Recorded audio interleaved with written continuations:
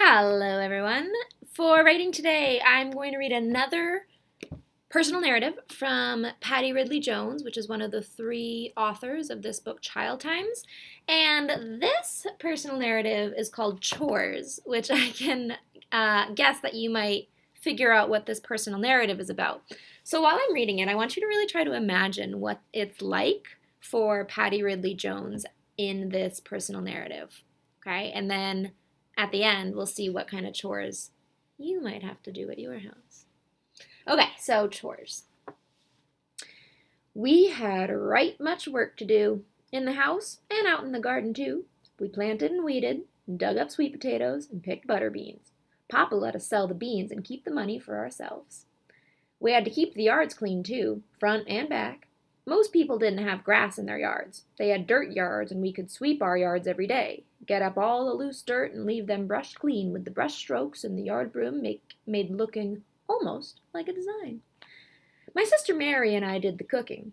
Some weeks she cooked and some weeks I cooked. We had one of those big iron stoves that you put coal in to make a fire, and that stove would get so hot, not just on the cooking eyes, but all over. When we did the ironing, we set the irons on the stove to heat them up. Our irons were heavy. They were made of real iron, even the handles.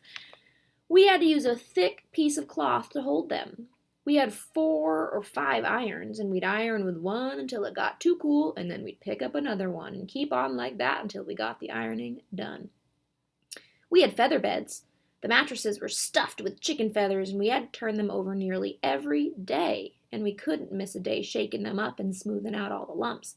They had to be exactly right, just as smooth and neat, or Mama would make us do 'em all over again. We didn't pull our bedspreads all the way up over the pillows the way a lot of people do nowadays. We had pillow shams that Mama had made, white cotton material that she cut in the shape of a pillow and embroidered.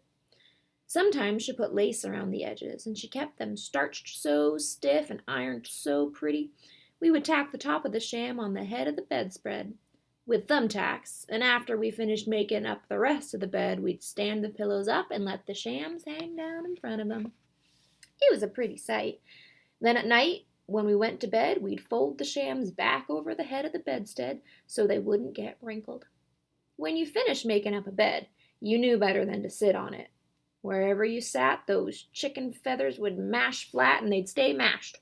And then you'd have to take everything off and start all over, shaking and patting to get it right again. We wouldn't ever sit on the bed. We already had enough chores to do. We sure didn't want to do anything twice. So her chores maybe sound a little bit different than the chores that you do.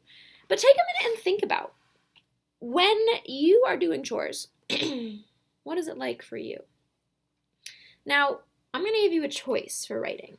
You can try to do this as a quick write or as just a regular writing time. So if you don't want the pressure to do it in 5 minutes, that's okay. If you like the pressure of doing it in 5 minutes, then you can start a timer. Okay, so your job today is to write about what kinds of chores you do at home.